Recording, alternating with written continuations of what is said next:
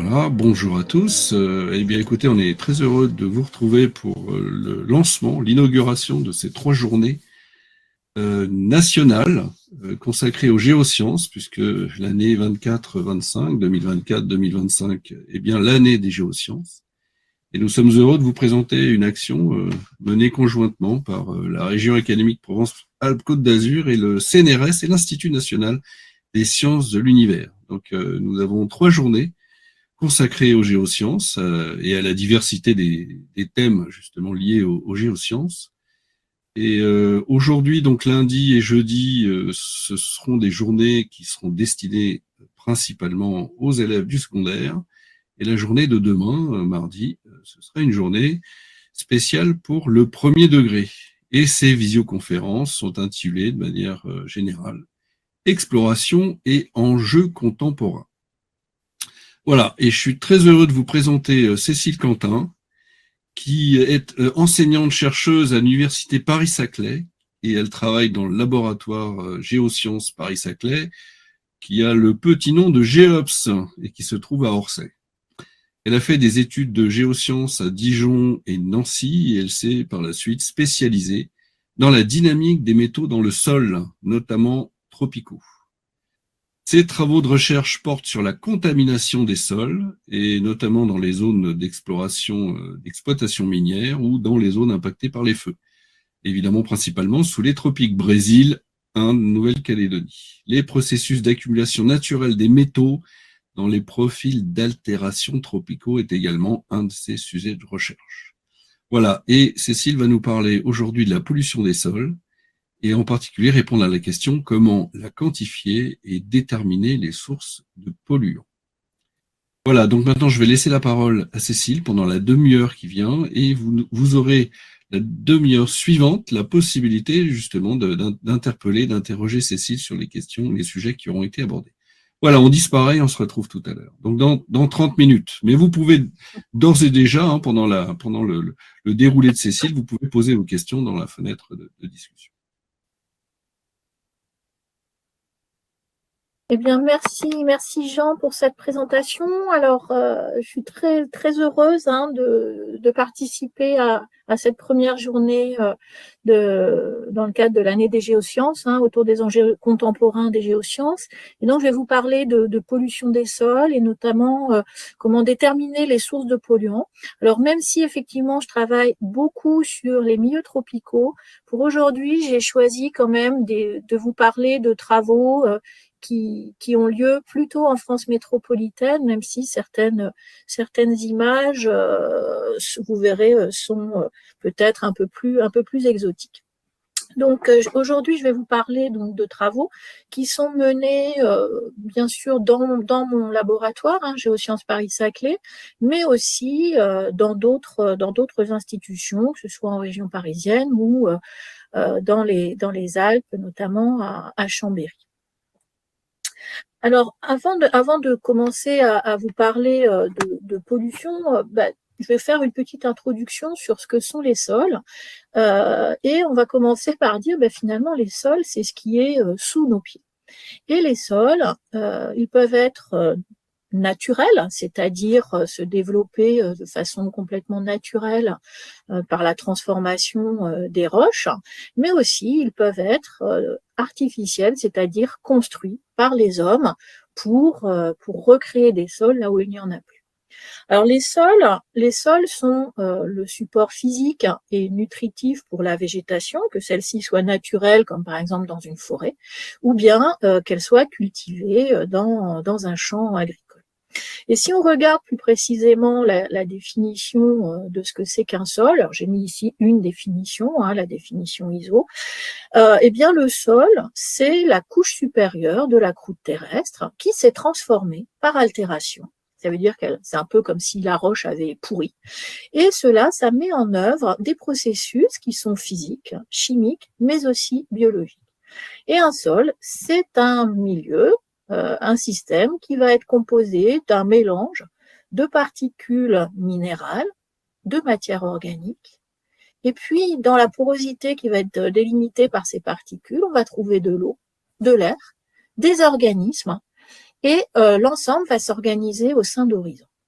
Alors, pour commencer, j'ai choisi, vous voyez, cette image d'un paysage du Morvan, en Bourgogne, sur laquelle, au premier plan, on voit une prairie, au milieu de laquelle on peut voir un magnifique chêne.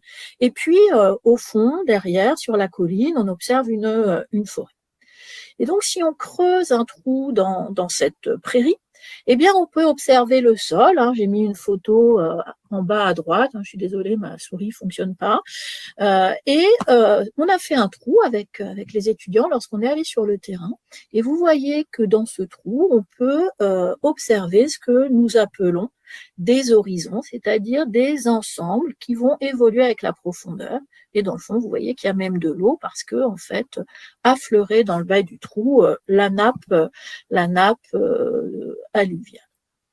Et donc, quand on fait ce trou, eh bien, on va pouvoir observer et étudier les horizons que contient le sol. Alors, ce sol, et vous l'avez peut-être déjà vu un peu en cours, ce sol, il assure un certain nombre de fonctions. Le sol, c'est tout d'abord un support, comme je l'ai déjà dit tout à l'heure, pour les végétaux, qui vont y trouver les éléments nutritifs dont ils ont besoin pour leur croissance. C'est aussi un habitat pour une multitude d'organismes, et ces organismes vont fournir au sol de la matière organique, et les sols vont ainsi contribuer à la séquestration du carbone, régulant ainsi le climat.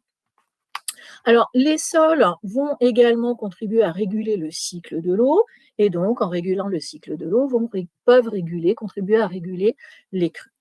Enfin, les sols, parce qu'ils abritent un grand nombre d'organismes, et notamment des micro-organismes, eh bien, vont fournir des produits pharmaceutiques, comme par exemple des antibiotiques, et par exemple la streptomycine, qui est un antibiotique bien connu, est extrait initialement des sols. Alors, grâce à toutes ces fonctions, les sols rendent des services aux écosystèmes qui ont des bénéfices pour les êtres humains. Donc, on parle, et vous avez peut-être déjà entendu parler de ce terme, les services écosystémiques. Et ces services écosystémiques rendus par les sols, au bénéfice notamment des hommes, sont des services écosystémiques qui servent donc à la régulation du cycle de l'eau, du cycle du carbone, des nutriments pour les plantes, d'approvisionnement aussi en fournissant au sol les nutriments nécessaires à la croissance des végétaux, en fournissant un certain nombre de matériaux pour l'homme, et puis aussi des services culturels, puisque dans beaucoup de sociétés, les sols ont un rôle important, ne serait-ce que parce que dans de nombreuses sociétés, on enterre les morts dans les sols. Alors, ces sols sur lesquels nous vivons sont, comme le montre cette carte, qui date d'il y a quelques années, mais qui n'a pas dû beaucoup s'arranger depuis. Eh bien, cette carte, elle nous montre que la plupart des sols, à l'échelle de la Terre, eh bien, vous voyez, sont soit cartographiés en orange, soit en rouge, et donc cela vous montre que les sols sont dégradés, voire très dégradés. Et parmi les sources de dégradation, j'en ai listé quelques-unes, notamment la première d'entre elles, c'est l'érosion des sols, puisqu'on perd à peu près, sont affectés à peu près 30-32% des sols par l'érosion, c'est-à-dire la perte de sol par transfert particulaire du haut vers le bas. L'artificialisation, aussi appelée l'imperméabilisation des sols, la salinisation, le surpâturage par des bovins, par exemple, la baisse de la teneur de matière organique, la compaction des sols, l'acidification, et ce qui va nous intéresser aujourd'hui, c'est-à-dire la pollution des sols.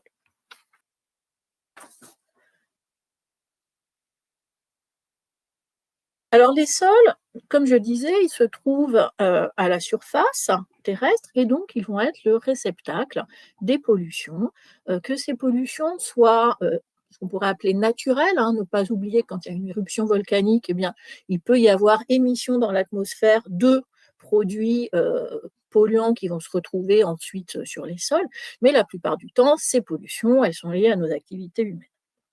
Et si par exemple on considère l'agriculture, par exemple, eh bien on épand des produits chimiques comme des engrais, comme des pesticides ou bien des boues de stations d'épuration sur les sols.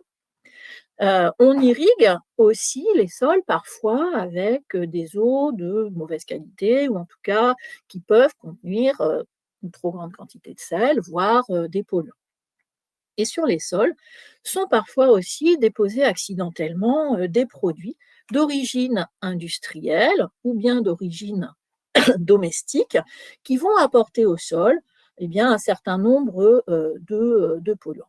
Et ça m'amène à définir en fait quelques termes, et notamment ce qu'est la pollution des sols, puisque la pollution des sols, bon, bah, par rapport à ce qu'on pourrait appeler, des fois on entend parler de contamination, la pollution des sols, eh bien, elle fait référence à la présence d'une substance ou d'un composé chimique qui va avoir une teneur supérieure à une concentration qu'on pourrait considérer comme normale, et surtout cette concentration d'une substance va avoir des effets néfastes sur les organismes, par exemple un ralentissement de croissance des végétaux, la perte de certaines branches, de certains types d'organismes qui peuvent disparaître. Alors, sauf dans des cas extrêmes, hein, dramatiques, comme par exemple quand on a un pipeline qui se rompt et où on a une fuite majeure d'hydrocarbures, eh bien la plupart du temps, la pollution des sols ne se voit pas. Et donc en fait, comme l'avait si bien titré dans un de ces documents, la FAO, eh bien, la pollution des sols, c'est ce qu'on appelle un danger caché. La plupart du temps, on ne perçoit pas ce danger lié à la pollution des sols. Alors la pollution des sols, ce danger caché, c'est la troisième cause de dégradation des sols en Europe et dans le monde entier, hein, derrière l'érosion et l'artificialisation des sols dont je vous parlais tout à l'heure. Et même si, bon, ça parle pas trop, il y avait une estimation globale hein, qui montrait que c'était 22 millions d'hectares en 90. On peut se dire que c'est certainement beaucoup plus aujourd'hui. Alors, vous voyez que dans la notion de pollution des sols, il y a cette notion de concentration normale en substances ou composés chimiques. Et effectivement, comme ça avait été dit tout à l'heure, bon, moi je travaille aussi beaucoup sur des milieux qui présentent des teneurs en métaux, par exemple, comme le nickel ou le chrome, qui sont naturellement élevés, c'est-à-dire que le fond géochimique local, c'est-à-dire la teneur naturelle en métaux, elle est très élevée. Et, et parfois, si je me déplace, je ne sais pas moi, dans dans un jardin dans ma commune, ce fond local, géochimique local, lui, il va être très bas. Et donc, en fait, ça va toujours être délicat de déterminer ce qu'est la concentration normale en métaux, par exemple, d'un sol, puisque ça peut être très variable d'un site à l'autre. Et la pollution, elle doit se déterminer par rapport à cette concentration normale locale. Et là, il y a beaucoup d'enjeux de recherche autour de la détermination de cette concentration normale. Alors, les polluants, qu'est-ce qu'ils sont? Je viens de vous parler de métaux, hein. Ces polluants, ils sont principalement d'origine anthropique, comme je l'ai dit tout à l'heure. Et ces polluants, ils peuvent être variés, hein. Je vous ai parlé de métaux et je vous parlerai de métaux hein, dans la suite de mon exposé. Ça peut être aussi des hydrocarbures, des pesticides, hein, comme j'ai mis un schéma à droite. Les métaux, voilà, on parle souvent de métaux lourds dans les médias. Et puis aussi, ça peut être de nouveaux polluants, comme par exemple des médicaments qu'on trouve de plus en plus dans l'environnement, ou bien aussi, comme je l'ai indiqué sur la photo au-dessus des métaux, des nanoparticules manufacturées. Alors ces polluants qui vont arriver sur les sols, ils peuvent avoir des sources et des natures très différentes. Alors, on parle souvent de pollution diffuse, c'est-à-dire des pollutions qui touchent, qui affectent de grandes surfaces de sol, souvent, heureusement, plutôt à de faibles concentrations, mais qui risquent quand même de s'accumuler de plus en plus dans les sols. Et si on regarde cette première image, là en haut à gauche, là, c'est une image de d'un agriculteur qui est en train d'épandre dans son champ des produits potentiellement polluants. Et comme il le fait régulièrement, eh bien, ces produits, ces pesticides, par exemple, peuvent s'accumuler dans les sols jusqu'à peut-être impacter significativement les organismes du sol. À côté de ça, vous avez ce qu'on appelle des pollutions localisées qui généralement touchent de petites surfaces, comme ici, cette décharge sauvage, qui peut contaminer localement très fortement les sols et après les contaminants peuvent aller aussi rejoindre la nappe souterraine. Alors, ces contaminations, ces pollutions diffuses ou localisées sont associées à une grande variété d'activités. J'ai parlé de l'agriculture. Je travaille aussi beaucoup, et vous le voyez en bas à gauche, sur les conséquences des exploitations minières et métallurgiques. On peut aussi penser à tout ce qui est l'armement. On a une guerre aux portes de l'Europe actuellement. Les munitions font des dégâts humains, matériels, mais aussi contribuent à la contamination des sols, comme c'est le cas aussi pour la chasse. Également, nos infrastructures, nos activités urbaines contaminent les sols. Là, on voit par exemple la belle peinture blanche que vous avez sur les routes. Eh bien, souvent, il y a des métaux associés à ces peintures. Alors, du coup, je vais vous donner des exemples de deux types de pollution: pollution diffuse d'origine industrielle et pollution d'origine minière et métallurgique sur les sols. Alors, je commence donc par la contamination diffuse des sols en parlant d'un essai historique. Je trouve que c'est important de montrer ce genre d'essai.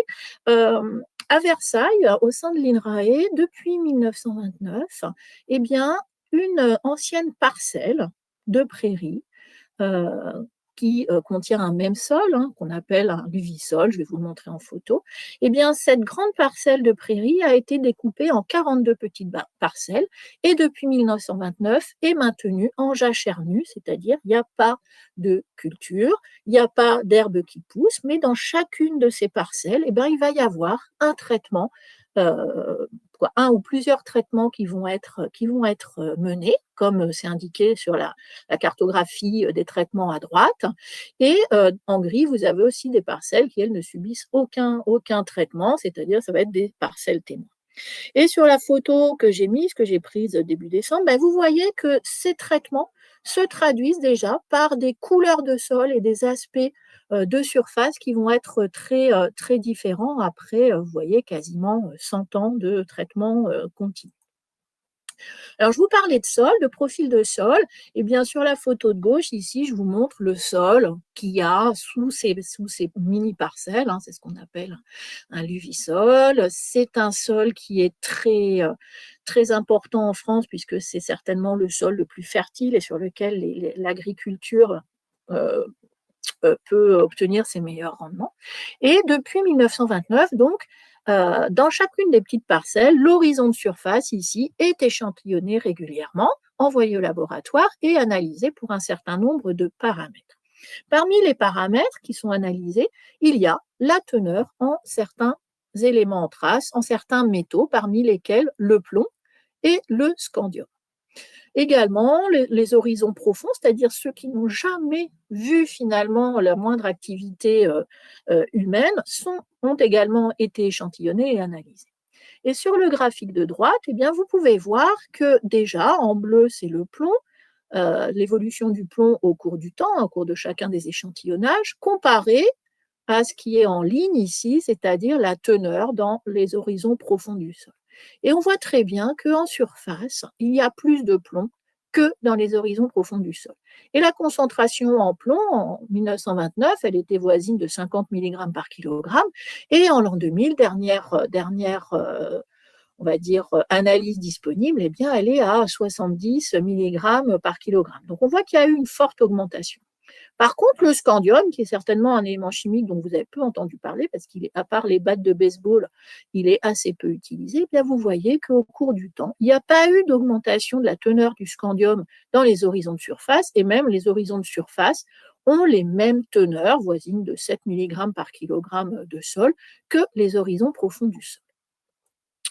Alors, Ces données, on peut les travailler, on peut les comparer, et on peut, grâce aux formules que j'ai mises ici, mais on va pas les détailler, eh bien, on peut observer que le plomb endogène, c'est-à-dire issu de ce qu'on appelle le fond géochimique, c'est-à-dire la teneur naturelle en plomb du sol, vous voyez qu'elle est constante, mais par contre, ce qui va augmenter au cours du temps, eh bien, on s'en doute un petit peu, c'est le plomb d'origine anthropique. Alors, ce plomb d'origine anthropique, c'est bien beau, on voit qu'il y en a, mais d'où vient-il ce plomb anthropique? Et c'est là que on va utiliser un outil, alors un outil isotopique. Alors, j'entendais qu'il y avait une classe de CM2 tout à l'heure, bon, ça va peut-être être un petit peu difficile de comprendre, mais la notion d'isotope, c'est figuré ici dans le petit schéma à droite. Et bien, lorsqu'on a un atome, par exemple, vous avez souvent entendu parler du carbone, eh bien, un isotope du carbone, c'est un atome de carbone qui possède le même proton, mais le nombre de neutrons diffère. Et c'est pour ça que vous avez déjà entendu parler du carbone 12, du carbone 13 et du carbone 14. Alors, je l'ai mis en rouge parce qu'il est radioactif et peut se désintégrer et peut être utilisé pour la datation. Alors moi, pour ces travaux avec des collègues, on utilise plutôt les isotopes du plomb. Les isotopes du plomb, donc le plomb, ce métal dont la concentration augmente dans les sols, eh bien lui, il possède 4 isotopes stables principaux, donc j'aurais dit qui ont le même nombre de protons, mais des nombres différents de neutrons. Et donc, on va distinguer le plomb 208, le plomb 206, le plomb 207, qui sont 3 isotopes du plomb radiogénique qui résultent de la désintégration radioactive de l'uranium 238, uranium 235 et thorium 232, et le 204 qui, lui, est non radiogénique. Et vous voyez que les proportions relatives de ces éléments sont très variables. Alors, ces isotopes, on les mesure par spectrométrie de masse, comme schématisé à droite de ma diapositive, qui permettent de quantifier précisément chacun des isotopes du plomb.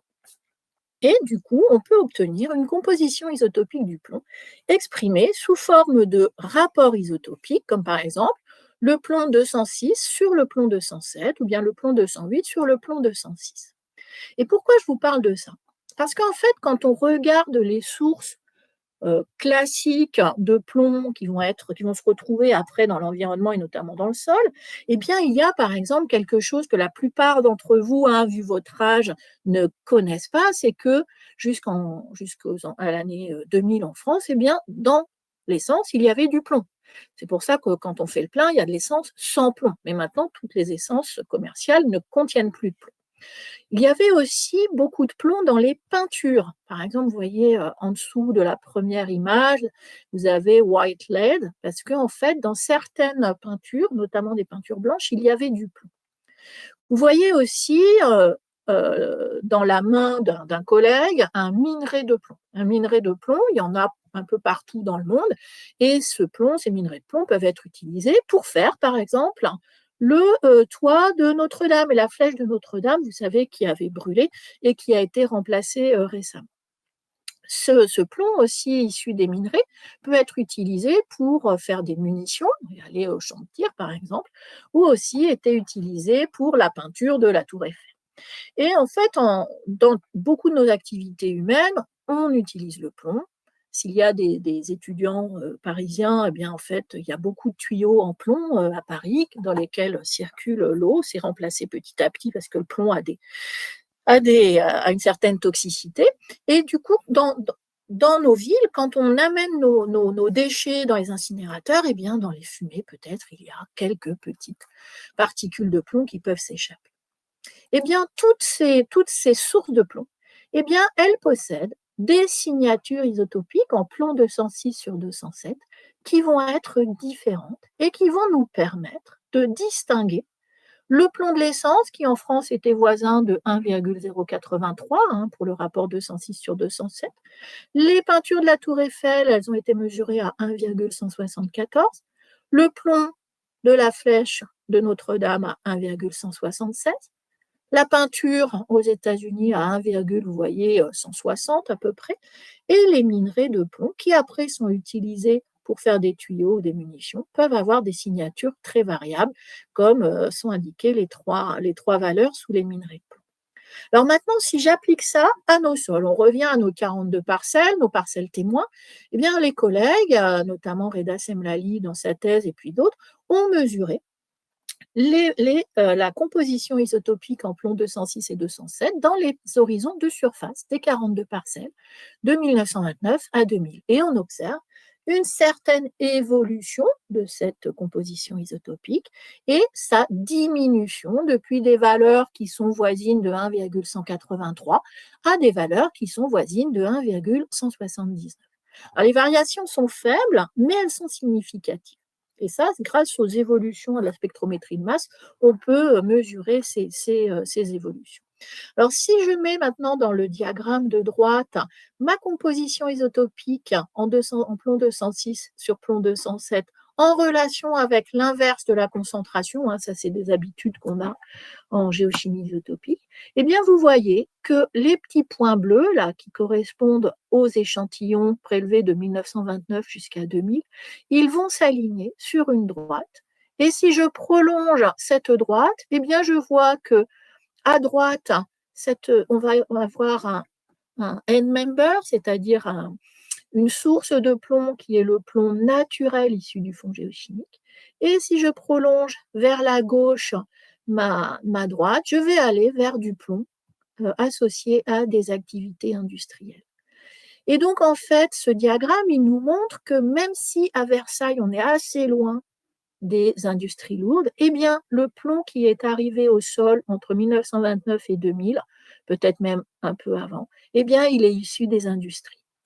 On va bientôt faire les mesures des échantillons qui ont été prélevés après les années 2000 et on verra si ça a continué à venir des industries ou s'il y a eu un infléchissement de ma droite et si mes échantillons viennent plus d'un pôle urbain. Donc ça, on le saura bientôt et notamment suite à échantillonnage de 2025.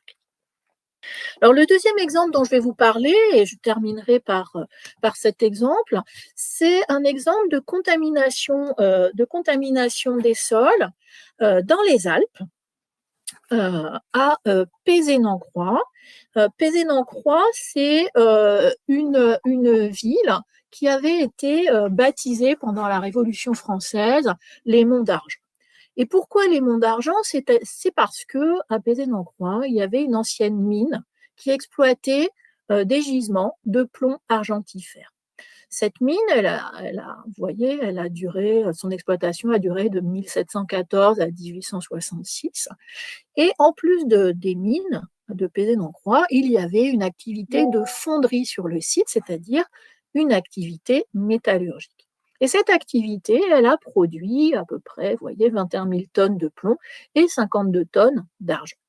Alors, quand on va se promener à Pézénancroix, eh bien, on peut observer un certain nombre de traces de cette activité, avec des ruines de la mine, des zones aussi de dépôt de déchets, la présence dans ces déchets de scories de fonderie.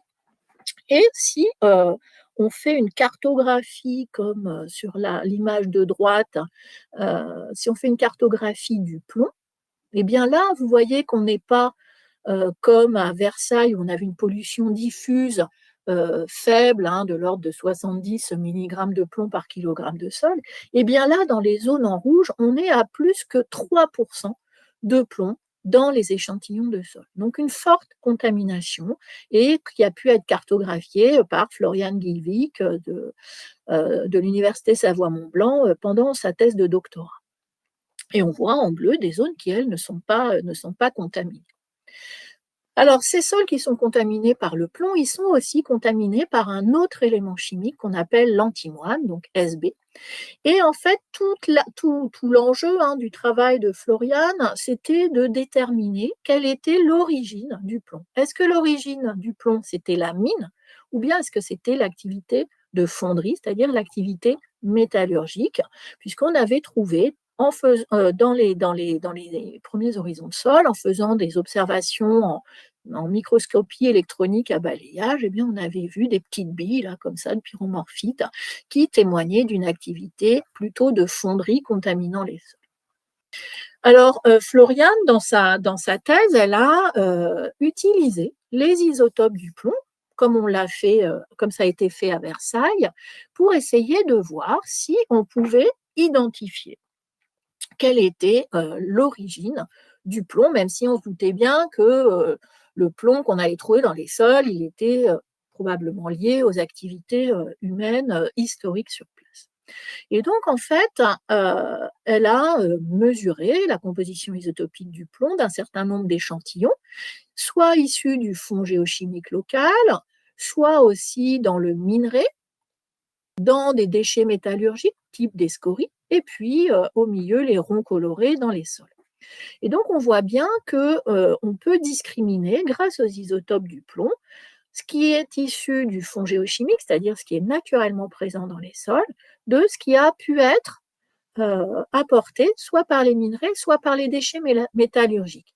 Mais vous voyez que les isotopes du plomb ne permettent pas de discriminer la signature isotopique du minerai et des scories métallurgiques, par exemple, puisqu'on est toujours vers des valeurs qui vont être à peu près de 1,173. Donc l'idée forte qui a été suivie dans la thèse de Florian Liebig, c'est de se dire, eh bien, comme j'ai aussi de l'antimoine, je vais voir si les isotopes de l'antimoine, exprimés par ce delta 123 Sb, nous permettraient pas de différencier peut-être ce qui est issu de la mine, donc du minerai, de ce qui est issu des matériaux métallurgiques, donc ce qui a été façonné finalement par l'activité de fonderie. Et on voit, si on regarde maintenant justement l'éclatement vertical de mes points, eh bien, c'est que effectivement, les isotopes de l'antimoine, comme c'est indiqué aussi sur la clé d'interprétation à droite, les isotopes de l'antimoine nous permettent de différencier un pôle issu des déchets métallurgiques qui viendrait contaminer les profils de sol qui sont en gris, en jaune et en rose, du minerai local qui, lui, en fait, a des signatures isotopiques en delta 123 de l'antimoine qui sont plus faibles que les déchets métallurgiques. Et donc, en fait, ces travaux ont montré tout l'intérêt qu'il y avait à coupler des isotopes différents, en l'occurrence le plomb et l'antimoine, mais ça a été fait aussi dans le cadre d'autres études, comme par exemple les isotopes du nickel avec les isotopes du fer, pour permettre de bien comprendre quelle était la source des contaminations des sols. Et ça, finalement, ça a un intérêt potentiel lorsqu'il va y avoir des stratégies ou la mise en place de politiques de remédiation pour peut-être empêcher ou en tout cas traiter différemment des sols qui vont être contaminés par des déchets métallurgiques et d'autres par des déchets miniers. Alors, je vais finir mon exposé avec certains points forts à retenir. Et bon, ça, vous l'avez certainement déjà perçu, je l'ai redit en début de mon exposé, les sols sont les réceptacles des pollutions d'origine anthropique. On peut trouver dans les sols de nombreux polluants. On parle même souvent de cocktail maintenant de polluants, puisqu'on va trouver des métaux, des hydrocarbures, des pesticides, souvent tout ça en mélange dans les sols. Et ces polluants vont avoir des origines assez variées. J'espère vous avoir montré que parmi les nouveaux traceurs qu'on utilise pour essayer de comprendre la pollution, eh bien, il y a les isotopes des métaux. Ces isotopes des métaux, permettent d'identifier leur origine. Et j'ajouterais, même si j'en ai très peu parlé, que en fait, les isotopes des métaux nous permettent aussi de comprendre quelles sont les transformations qui affectent les métaux dans les sols. Alors, tout ça, c'est important de bien connaître à la fois l'ampleur, c'est-à-dire la concentration des polluants, même si j'en ai peu parlé, et la source de la pollution pour pouvoir la gérer et aussi développer des protections pour les sols et remédier à la pollution des sols.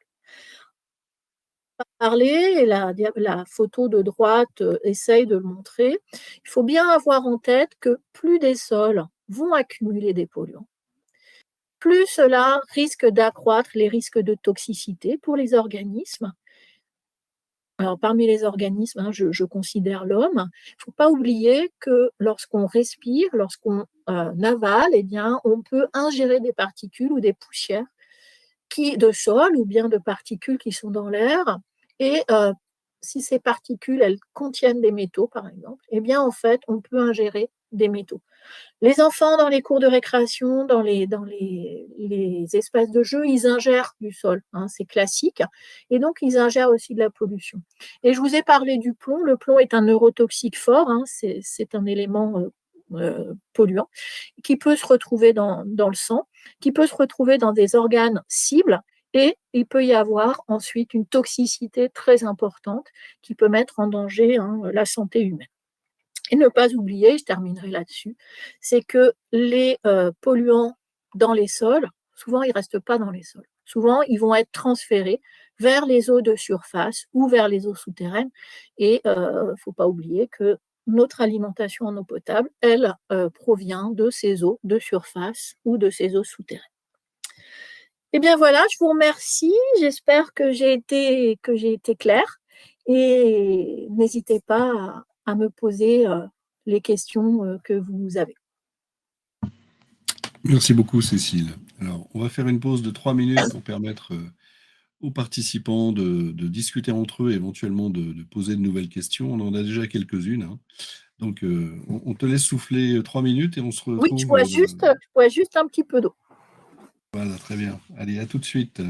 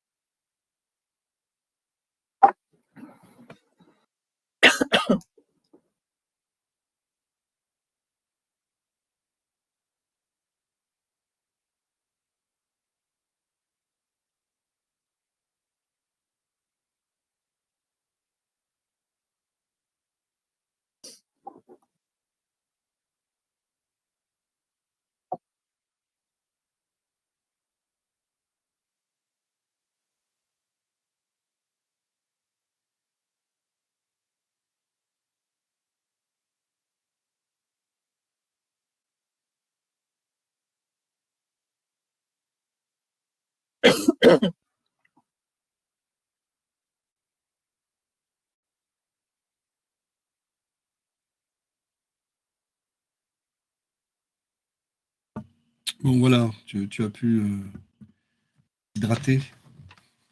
J'ai pu boire un petit peu, ouais, merci. Voilà. Bon, alors écoutez, alors on va prendre maintenant les questions qui ont été posées et on va commencer par les questions qui tournent autour de la nature des sols.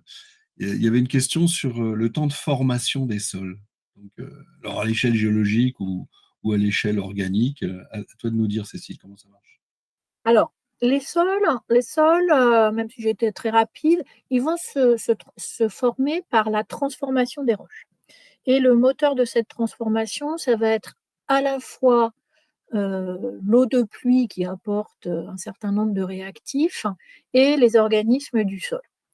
Euh, la formation d'un sol, c'est-à-dire ce que j'appelle encore une fois le pourrissement des roches, eh bien, c'est un processus qui est relativement lent. Et on estime à peu près qu'on va former quelques millimètres de sol par an. Donc, c'est un processus qui est lent à l'échelle humaine. Par rapport au temps géologique, par contre, c'est un processus qui est relativement court.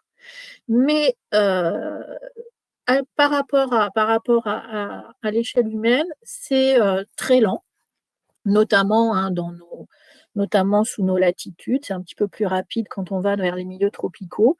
Et j'insiste là-dessus, quelques millimètres par an.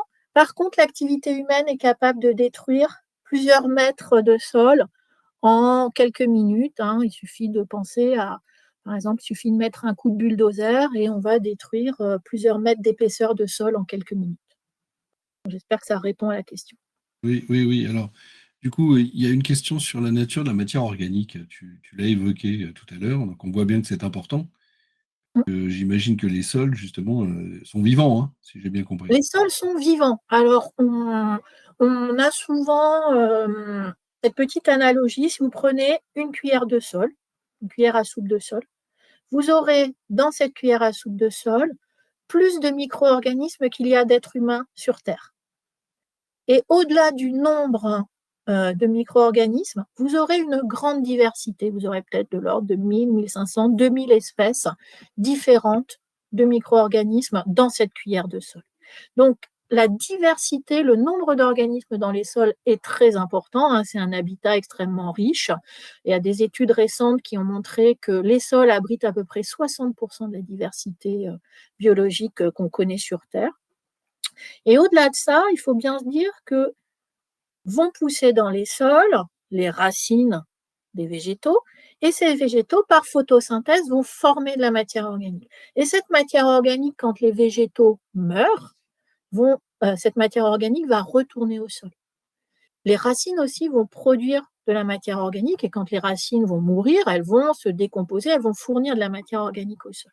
Cette matière organique, elle va être boulottée, mangée par les organismes du sol, qui à leur tour vont former de la matière organique quand ils vont mourir. Et donc les sols, c'est un milieu très vivant, et c'est un milieu qui est très riche en matière organique. Alors, nos activités agricoles, notamment celles qui exportent toute la matière organique qui est produite, vont plutôt avoir tendance à avoir de faibles teneurs en matière organique, surtout si on compare par exemple à des sols forestiers qui vont être très riches en matière organique. Donc on va avoir des grandes différences de concentration en matière organique. D'accord. Alors, tu as dit au début de ton intervention que le sol participait à la captation du carbone. Alors, comment ça? Qu'est-ce qui se passe pour que cette captation puisse se faire? Alors cette captation, elle commence par ce que j'ai dit, donc par la photosynthèse.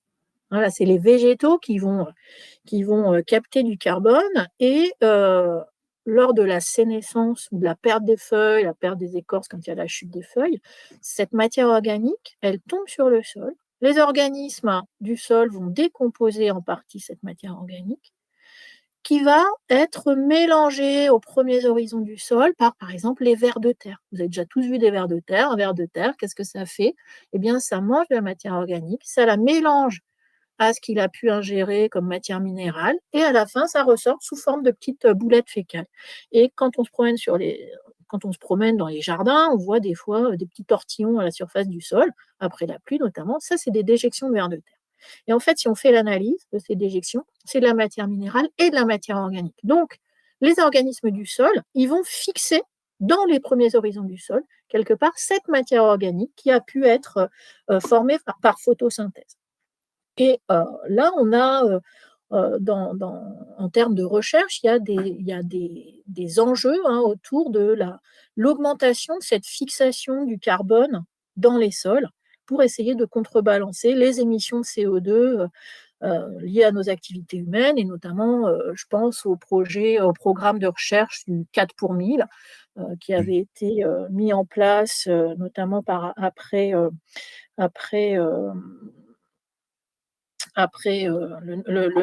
nom ne vient plus, je suis désolée, mais après la grande réunion autour du climat à Paris, hein, après la COP Oui, 21. la COP 21, Et oui.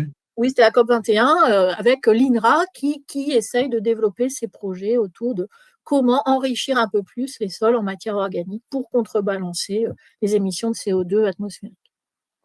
Donc, si je comprends bien, plus il y a de matière organique et plus le sol arrive à capter le carbone. C'est ça? Tout à fait. Et cette matière organique, en plus, bien sûr, elle contient du carbone, mais il faut bien avoir en tête que la matière organique, elle contient aussi énormément d'éléments minéraux qui sont des nutriments pour les organismes du sol. Donc, plus on met de la matière organique dans le sol, plus on stocke de la matière organique, plus aussi on augmente la réserve en éléments nutritifs pour les plantes dans les sols. Alors, ça nous arrive tous de rencontrer des sols extrêmement durs, là, très compacts. Ça veut dire quoi? Ça veut dire qu'il n'y a plus de matière organique? Ça veut dire que c'est un sol mort? Ça veut dire qu'il y a eu un effet là, de Alors, l'activité humaine? souvent, effectivement, les sols qui sont très indurés, qui sont voilà, sols durs, comme tu décris, souvent, c'est des sols qui contiennent peu de matière organique, effectivement, parce que la matière organique, elle joue un rôle d'éponge, donc elle permet à l'eau de s'infiltrer et donc elle évite au sol de durcir. Ça peut être aussi des sols un peu riches en argile. Et quand les argiles sont sèches, elles sont dures. Mais souvent, c'est plutôt des sols qui sont pauvres en matière organique et où les activités de certains organismes invertébrés, comme les vers de terre par exemple, eh bien, du coup, sont fortement limitées et peuvent plus jouer le rôle finalement de décompactant des sols, laboureur naturel des sols. Et du coup, les sols vont avoir tendance à s'indurer. Je ne dirais pas que les sols sont morts ou stériles, parce que ça n'existe pas, mais en tout cas, ils ont perdu très certainement un certain nombre de d'organismes, d'espèces d'organismes qui ne peuvent pas remplir du coup leur rôle dans les sols. Le sable dans le désert, tu considères que c'est un sol? Alors, pour faire un sol, d'un point de vue strict, il faut qu'il y ait de l'altération et donc il faut qu'il y ait de l'eau liquide. Pour qu'il y ait altération, il faut qu'il y ait de l'eau liquide et donc il y a dans les déserts, il y a des endroits où il n'y a pas assez d'eau liquide pour former un sol. Et pour former un sol, il faut aussi qu'il y ait de la matière organique, des organismes vivants. Et donc, il y a beaucoup d'endroits, notamment au milieu désertique, où tout ce cocktail n'est pas réuni. D'accord. Alors, on va passer à la pollution. Comment vous faites, chercheurs géochimistes, donc, pour établir les concentrations normales des éléments que Ouais. tu évoquais tout à l'heure? Et bien là, c'est là que c'est difficile, hein. Il n'y a pas encore consensus. Le fond géochimique, si on parle par exemple à l'échelle de la France métropolitaine, est en cours de détermination parce que pour déterminer le fond géochimique, c'est-à-dire les teneurs naturelles, normales entre guillemets des sols, il faut trouver soit des sols, soit des horizons profonds de sol où on est sûr qu'il n'y a pas eu d'activités humaines qui ont pu impacter et apporter des éléments chimiques comme les métaux par exemple. Et donc en fait, c'est difficile de trouver ces échantillons. Donc c'est difficile de déterminer le fond géochimique. Bon, après, le BRGM, par exemple, le Bureau de recherche géologique et minière, a développé toute une stratégie et un programme pour déterminer le fond géochimique à l'échelle de la métropole. C'est en cours, mais c'est pas forcément facile. Tu as pris un exemple donc d'un site minier d'extraction de plomb et d'argent. Est-ce que, en raison là, des pluies et donc des coulées d'eau sur les sites, il peut y avoir pollution donc en aval Oui. des cours d'eau? Oui, alors en fait, j'en ai pas parlé là, puisque je me suis focalisée sur les sols, mais en fait, il y a une petite rivière hein, qui traverse le système et on a mesuré en fait des teneurs en plomb, en antimoine, au-dessus des seuils acceptables hein, dans l'eau et dans les sédiments de la rivière. Donc ça veut dire qu'il y a un transfert depuis les sols vers la rivière et vers l'aval aussi, je dirais. Après, il y a un effet de dilution aussi, mais il y a un transfert depuis les sols vers l'aval. Et à propos justement du plomb non extrait, hein, donc des métaux qui seraient présents dans le sol, est-ce qu'il peut y avoir migration de ces sites donc dans les sols ou comment? Oui, alors heureusement pour le plomb, c'est un élément chimique qui, dans la plupart des conditions, on va dire environnementales, hein, des sols, c'est un élément qui est peu mobile. C'est un élément qui a une très forte affinité pour la matière organique et lorsqu'il arrive au sol, il est plutôt fixé dans les premiers horizons du sol et on va dire en gros, il reste à peu près là. Sauf si on se met à avoir des modifications de l'acidité des sols ou bien si il y a un changement d'usage des sols. Ou là, si l'homme, en fait, fait rentrer un peu plus d'oxygène dans le sol parce qu'il va se mettre à travailler le sol, là, il peut y avoir décomposition de la matière organique à laquelle est associé le plomb et là, il peut y avoir des risques de transfert du plomb. L'antimoine, par contre, c'est un élément chimique qui est beaucoup plus soluble, un peu comme le zinc. ou un peu comme le cadmium, qui Mhm. sont d'autres éléments, d'autres métaux assez toxiques, notamment pour le cadmium. C'est des éléments qui sont beaucoup plus mobiles, beaucoup plus solubles, qui eux présentent des risques souvent environnementaux beaucoup plus importants du fait de cette mobilité. Ils peuvent s'infiltrer dans le sol, donc au sein du sol, verticalement, ou bien aussi latéralement. D'accord. Donc, maintenant, on va passer aux questions liées à la dépollution. Un sol est de lui-même résilient, il se débrouille pour se décontaminer ou est-ce qu'il faut l'aider? Alors, là, il y a moi, je me rappelle, mon directeur de thèse, Jacques Berthelin, avait souvent l'image de dire bah, un sol, c'est comme un bécher dans lequel il y a plein de réactions chimiques et de réactions biologiques. Parce qu'il y a tellement d'organismes dans le sol qu'il y aura toujours une espèce ou plusieurs espèces de micro-organismes qui vont être parfaitement tolérants à tel métal, à tel hydrocarbure, et voire même pour les hydrocarbures qui vont être capables de dégrader certains de ces hydrocarbures. Et donc, souvent, les sols, lorsqu'ils sont contaminés ou pollués par certains produits organiques, une partie pourra être décomposée naturellement par les organismes du sol. Pour les métaux, c'est un peu plus compliqué parce que des métaux, ça ne se dégrade pas. Soit c'est Oui. exporté par la végétation, soit c'est exporté par l'eau, soit ça reste dans le sol. Mais il y a des organismes qui se sont adaptés à la présence de certains métaux, voire tellement adaptés qu'il existe des plantes qui accumulent des métaux, qu'on peut même utiliser pour la décontamination des sols. Elles accumulent énormément de métaux alors qu'elles n'en ont pas besoin d'un point de vue physiologique, mais elles se sont adaptées à cette contamination. Oui, je me souviens d'une expérience, mais même d'une opération dans la plaine de l'Accro, puisqu'on avait euh, utilisé des fourmis, enfin, implanté des fourmis pour justement décontaminer le sol d'hydrocarbures, hein.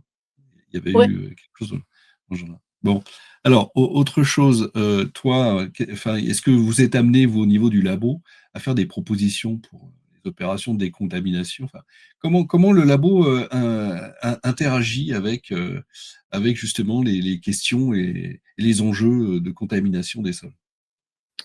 Alors, dans mon labo, on ne travaille pas sur la décontamination. On travaille plus sur la compréhension de ce qui fait que on va avoir tel métal qui va être présent dans le sol et on essaye de comprendre quels sont les mécanismes qui font que ce métal risque de changer de ce qu'on appelle la spéciation et donc devenir mobile et présenter un risque. Sur la base de ces éléments de compréhension, on peut travailler avec des partenaires industriels qui peuvent, eux, avoir des idées, sachant quoi, connaissant ces paramètres, ben, peut-être développer des techniques, et c'est ce qui se fait hein, dans certains bureaux d'études dont le métier est la dépollution, ils vont être capables de travailler sur les propriétés du sol ou sur les propriétés de certains organismes du sol pour contribuer à la décontamination des sols. Tu as à plusieurs reprises évoqué la toxicité du plomb. C'est quoi le problème? Alors le plomb c'est un toxique vrai. Ça veut dire que quelle que soit la quantité, la concentration de plomb qu'on va ingérer, il est toxique pour nous. Alors notre organisme va en excréter une partie, mais on va aussi en fixer. On va en fixer et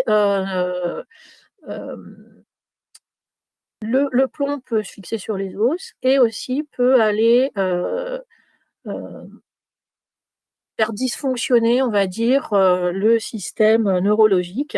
Et vous avez certainement entendu parler du saturnisme ou même ne serait-ce que de la plombémie, où en fait, ça touche essentiellement des enfants hein, en conditions précaires, où en fait des enfants ont pu ingérer des particules de plomb, de la peinture de plomb, ou bien de la pollution de plomb, et vont développer des troubles neurologiques qui peuvent être assez graves, notamment quand on est au saturnisme, hein, c'est irréversible, alors que quand on est au seuil un peu inférieur, ce qu'on appelle la plombémie, hein, on la mesure par la quantité de plomb dans le sang, et bien en fait on peut là essayer de revenir en arrière. Mais c'est vraiment une toxicité très, très sévère, hein, le plomb.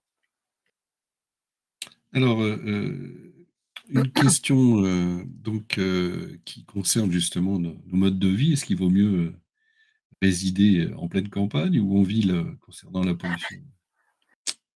Alors je dis bien la pollution des sols, hein, parce que il y a tout type de pollution, hein. Ouais, euh, comme je l'ai dit, la pollution des sols, c'est une pollution cachée. Euh, Sans inquiéter tout le monde, des hydrocarbures, des métaux, on va en trouver maintenant à peu près partout. Faut pas se leurrer. On peut même en trouver dans des sols forestiers. Donc on pourrait penser à l'abri de nos activités humaines, mais par la voie atmosphérique, il peut y avoir quand même des apports, sans parler de choses pas très propres qui peuvent se faire en forêt quand personne nous regarde. Mais moi, je ne saurais pas répondre, hein, parce qu'on peut avoir de la pollution un peu partout des sols. Après, ça ne sera pas forcément la même pollution qu'on aura, les mêmes polluants qu'on trouvera dans les villes et à la campagne.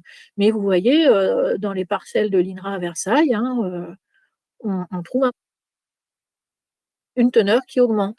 Et on est plutôt à la campagne, hein. Là, les parcelles, elles sont juste à côté du château de Versailles. C'est pas non plus, on n'est pas en centre urbain, hein. Donc je ne saurais pas dire, mais des sols pollués, on va en trouver partout.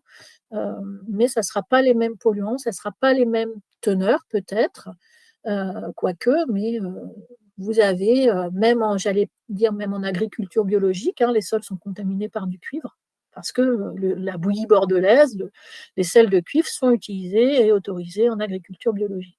Donc à partir du moment où on a des activités humaines, eh bien on a des risques de pollution. Donc je ne pourrais pas répondre à cette question. Quand on cherche un contaminant, enfin, quand on cherche à évaluer la pollution d'un sol, il faut avoir une idée du contaminant qu'on cherche, ou on peut faire une recherche tous azimuts en se disant quels sont tous les contaminants qu'on a dans ce sol. Comment ça marche, cette étude-là? Alors ça marche, on peut se dire, je suis dans un système, je peux identifier, ou en tout cas imaginer des sources de polluants.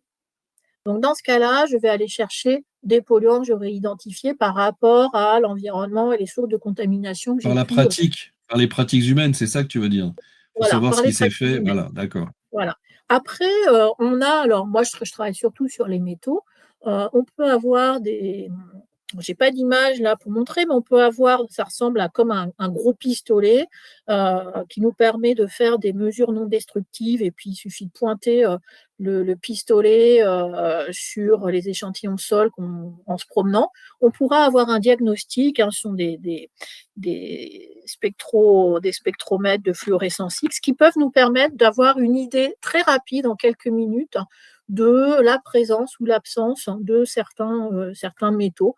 On peut aller jusqu'à l'uranium, donc on peut balayer quand même assez large en termes de type de métaux pour faire une espèce de diagnostic de terrain lorsqu'en fait on ne sait pas trop ce qu'on va trouver pour les métaux. Dès qu'on va s'intéresser aux hydrocarbures, là il va falloir y aller à l'aveugle, ça va être compliqué parce que c'est des méthodes analytiques très chères, et où en gros on ne peut pas faire un screening très large euh, quand on n'a pas d'a priori sur les activités qui pourraient être présentes et avoir Est-ce qu'il y a contaminé.